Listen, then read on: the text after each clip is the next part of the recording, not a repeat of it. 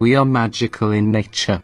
When I first came about, I could only remember the screams. Scourge. Everyone was taking arms up against waves of undead armies. When we failed, it wasn't just a matter of surrender or die. It felt much worse. That's how dependable we were of our beloved Sunwell. I never chose this. I grabbed what I could and retreated far west. I had no skills with the sword back then, nor that I've improved since. To the best of my abilities, I tried to persuade everyone refusing to leave their ground and flee, to head towards the far side of the isle. I've took part in raising a ransom or two, but would have never imagined that war was this terrifying. Today I harness whatever magic I can to cleanse this land of evil. I lost much of whatever else I had. I can only do so much as manipulate the holy light to what abilities I have. My practice with the blade would be invaluable, as I imagine there's not a lot to be trifled with. I heard that there is need of volunteers around Sunstrider Isle. If I am to change anything and partake in our recovery as a whole, I would best start there. I have rushed to be greeted by Magistrix Irona. I was happy to be at her side, serving. Not before long she had my full attention and instructions to what needed to be done. Tarelian. I hope you're ready to get to work, because there is much for you to do here on Sunstrider Isle. Ever since the destruction of the Sunwell by Arthas and the Scourge, we have been a race adrift on a sea of uncertainty. We teeter on the edge of oblivion. This will change, Paladin, and you will learn and aid our recovery at the same time. The Outland awaits us. The sooner you begin your education, Tarelian, the better for us all. There is little room for error, so listen closely. The burning crystals, the green floating objects to the west of the Sunspire here, have long been used to power the Isle's experimentations. The monowyrms were their guardians, but the Scourge invasion of Quel'Thalas has driven the merit from our lack of magical control over them. There is little choice but to thin their numbers for reclamation. Do this, then return to me.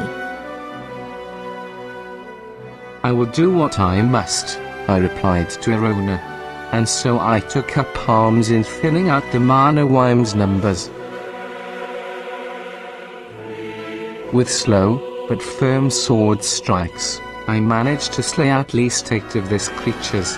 The Wyrms didn't put up much of a fight. I found a vast majority of them not too far from the Sunspire. I channeled the Holy Light's energy to imbue in my weapon strikes, filling me with the Holy Spirit, and before long I was back to Irona for yet another task and some reward bonus. You have successfully completed your first task. For that, you are to be congratulated.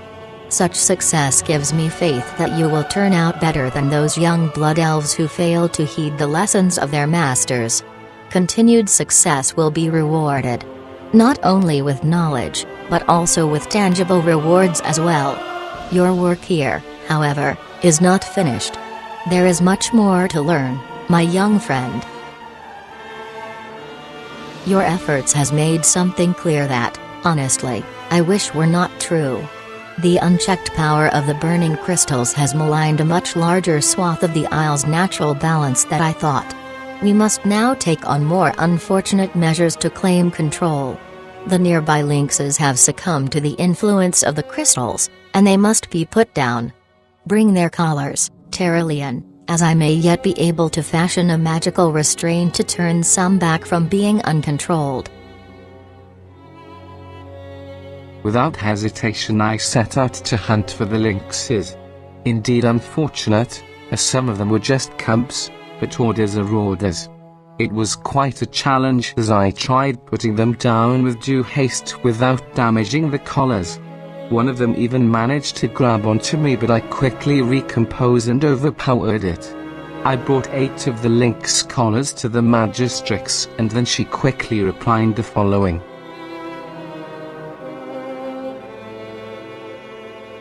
It gives me no pleasure to ask you to destroy these beasts. While in times past we have lived in relative harmony with woodland creatures, there are different times. The first order of business for all Cinderai is survival. Make sure you remember that. The tower and surrounding areas should be relatively secure, though only for the time being. You have done well in providing us with a buffer of security, but we will need to reassert control over the entire isle if we are to survive here in the long run.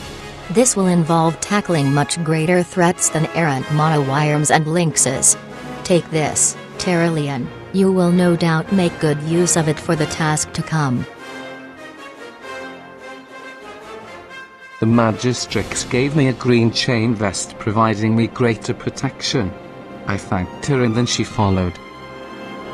As you advance with your class, you will want to take advantage of the training that your class trainer can provide you. For young paladins here on Sunstrider Isle, your trainer is Justness Sunstriker. Speak with Justness and see what training he has available for you. The things he will teach do have a cost, so bring some coin with you. Your trainer, as with all the trainer on Sunstrider Isle, is inside the Sunspire on the lower level. The moment I eagerly anticipated.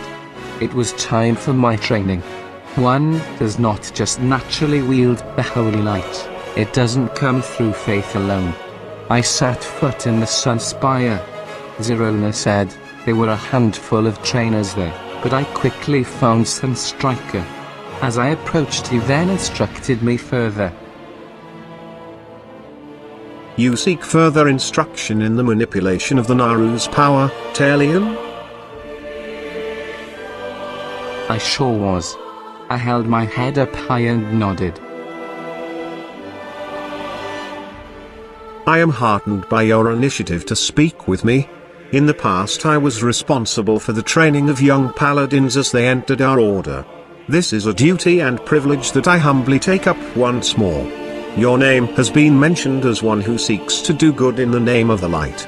It would be my honor to guide you in your first steps as a paladin.